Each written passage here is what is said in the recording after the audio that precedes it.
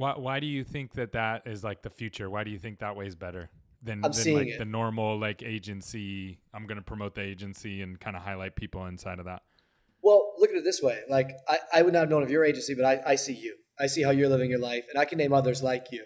There's not that many, but that's kind of the thing, right? Is people. I think people used to connect with the brands, and some they still do. Like Duolingo does the little, Yeah. funny things here and there. But honestly, people really feel connected to the person. Ryan Breslow is a great example. He's done a great job I mean, he's getting in some trouble here and there, but he's done a great job building his brand. Everyone knows who he is. Everyone sees what he's building, and they kind of understand the brand through him. There's Jack Dorsey's things. All these different people. You start to know them. So I think that shift happened a couple of years ago, and I think people are just now accepting that rather than having to put all your eggs in the basket of growing your company page, you should grow yourself or your leaders in the page. And we're still I growing still ClickUp. Don't get me wrong.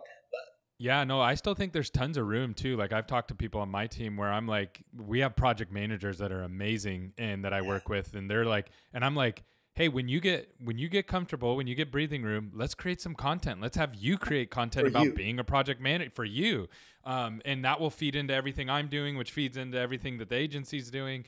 And then, like in the industry that I'm in, we have dental. We do dental marketing, and that's the agency that like makes money. And so we in that space, there's group practices, and there's what's called DSOs. They're dental service organizations, but they're very private and reserved. If someone said, hey, I'm the CEO of this group, here's my life, follow me around, and like day in the life of that, it would absolutely kill in the Crush. dental space because there's no access. You get everything is very closed off, and it's very, just secretive. It was what it seems like. It's not. It's just people are more reserved. And so there's tons of those kind of opportunities around. I'm really excited to see that actually unfold.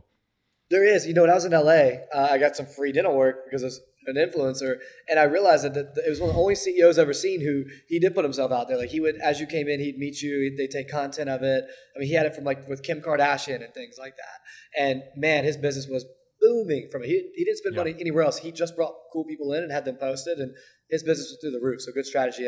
Hopefully, you use with your clients. Yeah, definitely. Those movie star dentists are very unique. Most dentists are Yeah. very reserved, right?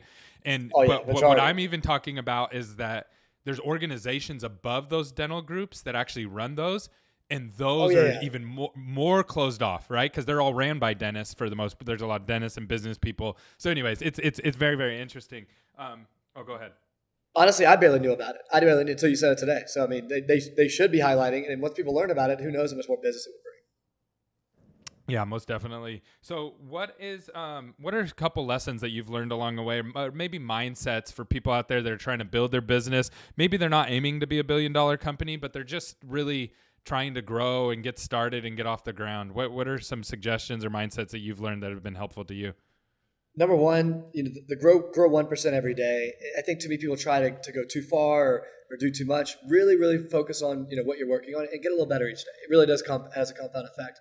Number two, I think hiring is just unreal important, and I realized that through failure. I mean, we hired some of the wrong people. Sometimes someone might come into an interview with you and we were very strict in the early days. We would make them do a project for us so much, like really work and almost work a day with us.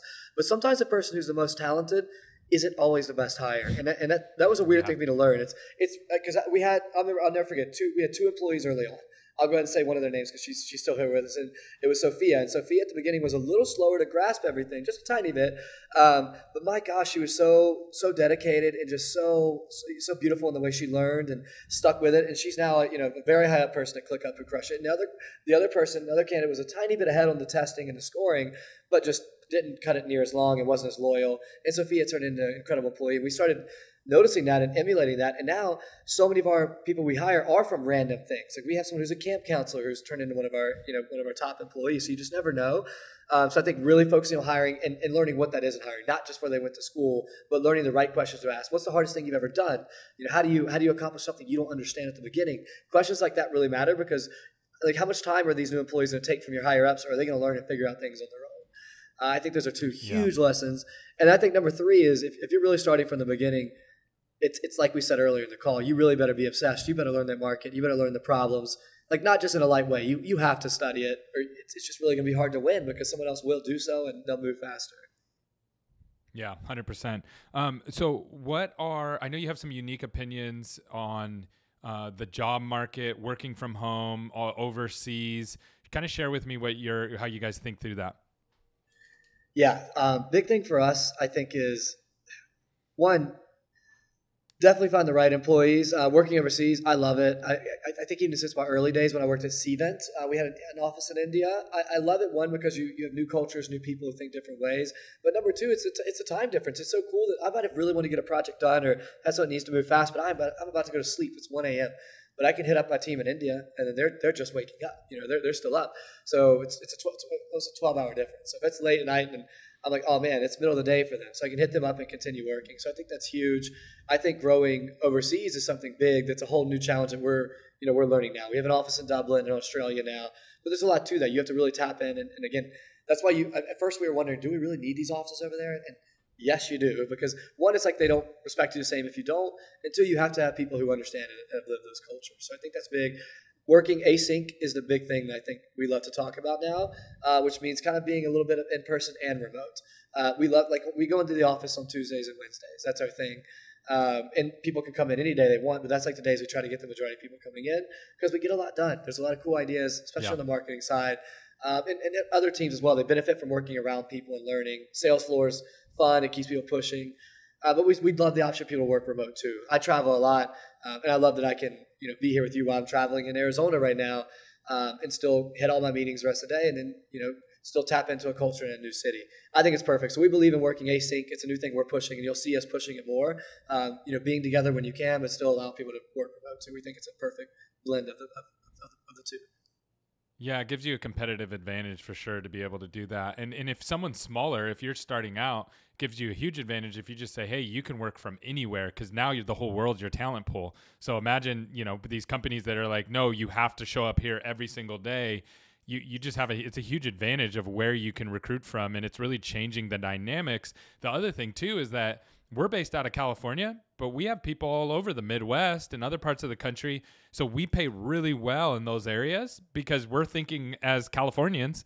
And so the pay is drastically different. We don't adjust because they live in Wisconsin, right? Like it's just like, okay, this is what we're paying for. So there's some huge competitive advantage. The other thing that I've been playing with is really trying to maximize strategy versus tactical. And so what I've realized is there's a lot of people in America who have really high-end strategy that are hard to get. I'll give you an example. So we need somebody who can run social media ads across multiple different platforms for multiple different verticals. And it's very complex, right? Like you're probably not going to hire somebody for $5,000 a month as an employee to come in and do that. Most of those people work at agencies. So what we want to do is we're like, cool, we'll hire you, Mr. Agency or Mr. Freelancer, and we'll pay whatever you want, right? And then we're going to hire, so that's strategy. And then we're going to hire the tactical person, the VAs, who know how to run ads. They just don't know the high-end strategy. And we're going to put those in each of the verticals. And then we're going to have them do the hard work of placing everything and setting everything up, and then report back up to the strategist. And then we'll get the end result that we want, and we just 4X the output of that strategist. You know what I mean? I think there's a lot of opportunities with that kind of stuff. There's so many people don't think that way. They just go and think, oh, I have this position I need to hire. But you have to be scrappy. Even if you become a $4 billion company like us, like you still have to be, we can't just, everyone thinks we can just throw money like, oh, why don't you just throw money at this? No, we're not going to stay this company if we do that. So same with us. We try to get scrappy as well. We definitely, we find offices overseas for that same reason. We definitely love working with the VAs. I still find things for that too. Like I have a team under me, right? But if I see something that it's not worth my team doing, I can hire a VA to do that part, and my team can guide them. Always do that. That's so awesome.